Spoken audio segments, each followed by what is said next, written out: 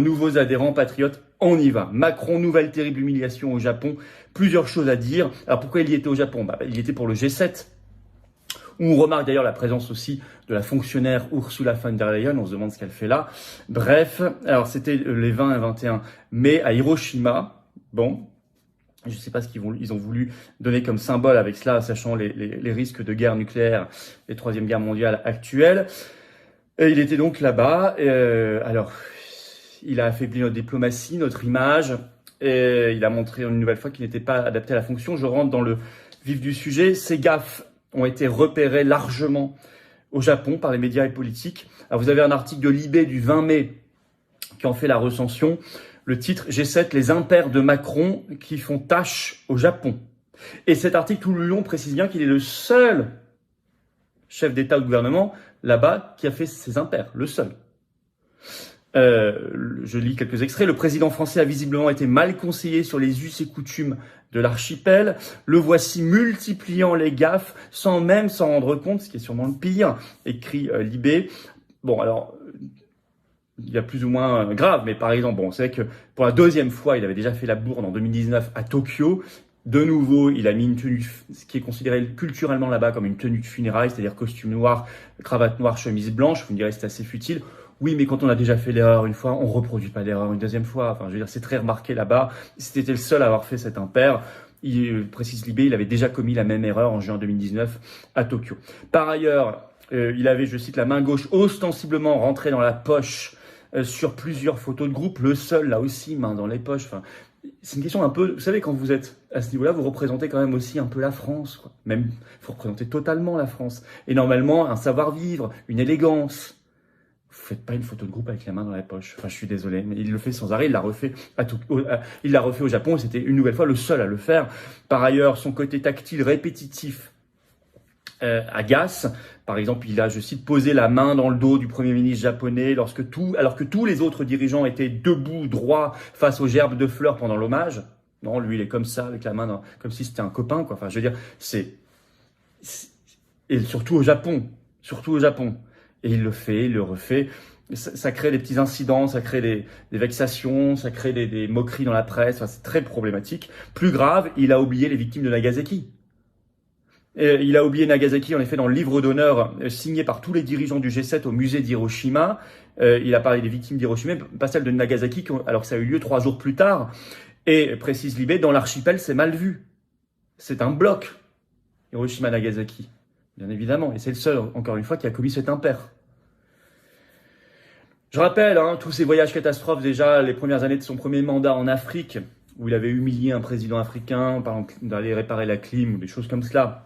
Plus récemment à Kinshasa, où il s'était montré dans un état de délabrement personnel dans les boîtes de nuit. Tout récemment en Chine, où il avait là aussi été mis à distance. Il avait commis des impairs, déjà les mains dans les poches sur les photos officielles, etc., etc., etc. Il est coutumier du fait. C'est insupportable pour l'image de la France. Deuxièmement, l'extravagante affaire de l'avion donné à Zelensky. Alors ça, notre avion, c'est nous qui le payons. Je vais vous donner d'ailleurs les coûts. Ça, la presse vous l'a pas donné. Le 20 mai, en effet. Qu'est-ce qu'on voit? On voit sur le tarmac au Japon arriver Zelensky descendre d'un avion estampillé République française, bleu, blanc, rouge. Donc c'est un avion officiel de la République française. Déjà, c'était la même chose la veille, le 19 mai, lors du sommet de la Ligue arabe, quand il est arrivé à Jeddah en Arabie Saoudite. Pareil, il descendait du même avion. C'est un Airbus en fait A330-243 de l'armée de l'air française, qui est du même format que celui qu'utilise Macron. Et il avait déjà, en fait, cet avion était déjà parti le récupérer en Pologne, avant même la Ligue arabe, le Japon. Et le Parisien, dans une enquête sur ça, le 20 mai, sort un papier et nous apprend, je cite, que c'est l'Ukraine qui a formulé la demande. BFM TV ajoute dans le même jour, dans un article, que c'est pour une raison il sait qu'il sera bien traité avec confort et sécurité. Et attention. Alors, mais déjà, nous apprend le Parisien le 14 mai, déjà depuis l'Allemagne, il était venu en France dans le Falcon 7X, habituellement réservé au déplacement du président de la République, précise le Huffington Post dans un article du 20 mai. Bon, le Falcon, l'Airbus A330, etc.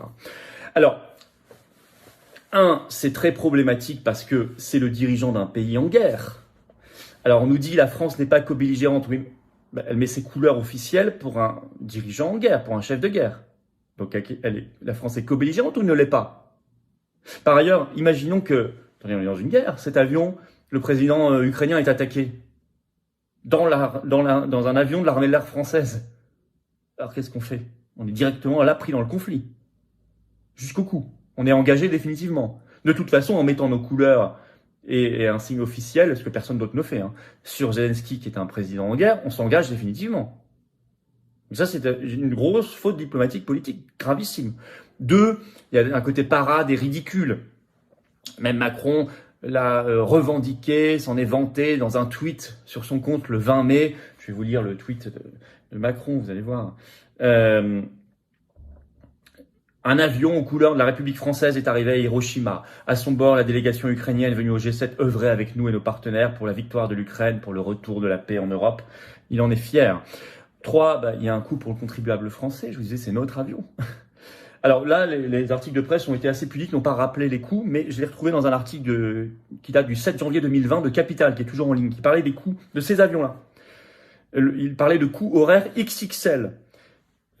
En 2018, ça a dû augmenter depuis, mais en 2018, le coût horaire de l'A330 présidentielle, donc on y est, c'était déjà 22 482 € par heure de vol. Alors Japon aller-retour, c'est au moins 20 heures. Faites le coup, ça fait déjà 500 000.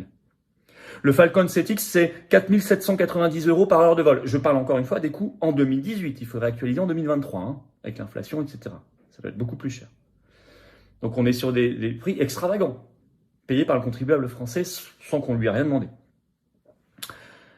3e bourde terrible au Japon, elle est politique, diplomatique, et on en a moins parlé, mais elle est importante. C'est sur la Chine, avec alignement total sur Washington. Alors, pourquoi je vous parle de ça? Parce que quand Macron a fait sa visite d'État en Chine, c'était du 5 au 8 avril dernier, il avait tenté, alors maladroitement, pas totalement, sous le regard de surveillance d'Ursula von der Leyen qu'il avait emmené dans ses bagages, mais il avait quand même tenté de se distinguer un peu de la position très belliqueuse des États-Unis sur la Chine, 13 OTAN 2030, Russie, Chine, 3e guerre mondiale. Il avait tenté de prendre ses distances, d'être un peu plus équilibré, dans on va dire une tradition un peu plus française pour une fois. Mais là, hier, il a co-signé le communiqué du G7 sur la Chine, qui gâche tout. Puisque ce copier-coller ce communiqué, j'anticipe, est un copier-coller de la position de Washington. Et d'ailleurs, la Chine l'a remarqué. Mais il y a la signature de la France. Par exemple, ce communiqué accuse indirectement la Chine de coercition, met de l'huile sur le feu concernant Taïwan. Alors justement, Macron avait dit lors de sa visite d'État qu'il voulait pas s'en mêler et ne pas mettre d'huile de feu là-dessus, mettre de l'huile sur le feu là-dessus, sur ce sujet. Donc, il a tout, s'il avait tenté quelque chose, en tout cas, tout a été ruiné et gâché. D'ailleurs, la Chine l'a remarqué, on l'a su par l'AFP, ce 20 mai, le porte-parole du ministère des Affaires étrangères chinois a publié un communiqué pour réagir à ce communiqué du G7. Et la Chine, je cite, exprime son vif mécontentement. Vous allez comprendre, je vais vous citer un petit extrait. Le G7 claironne, est-il écrit dans ce communiqué chinois. Le G7 claironne qu'il entend aller vers un monde pacifique, stable et prospère, mais dans les faits, il entrave la paix dans le monde, nuit à la stabilité régionale et inhibe le développement d'autres pays, a indiqué le porte-parole chinois. Cette approche n'a pas la moindre crédibilité internationale, conclut-il. Il ne s'agit pas du tout ici de glorifier la Chine ou quoi que ce soit, vous l'aurez bien compris, mais c'est une question d'abord de cohérence et d'efficacité. Si on est juste un copier-coller de ce que dit Washington, le plan de guerre mondiale d'OTAN 2030, alors ça ne sert à rien. Voilà, l'autre 3e grande bourde au Japon. Alors en conclusion, il nous affaiblit, il nous ridiculise. Stop Macron. Parlementaire, il y a un article 68 dans la Constitution qui s'appelle la destitution du président de la République. Une fois supplémentaire, il la mérite, non? Allez-y. Vous faites bouger le sujet là-dessus. Par ailleurs, j'espère que l'histoire de l'avion va quand même ouvrir les yeux de Français qui sont encore dans la Zelensky mania. Dans cet homme est contre-productif pour la paix et il est contre-productif y compris pour les intérêts du peuple ukrainien. Je crois que cette affaire de l'avion va encore le prouver et les Français doivent ouvrir les yeux là-dessus. 3, nous devons être un pays souverain, indépendant, sorti de l'Union européenne et de l'OTAN si on veut avoir une crédibilité internationale, si on veut être respecté et efficace et utile pour notre pays, nos intérêts et pour la paix du monde.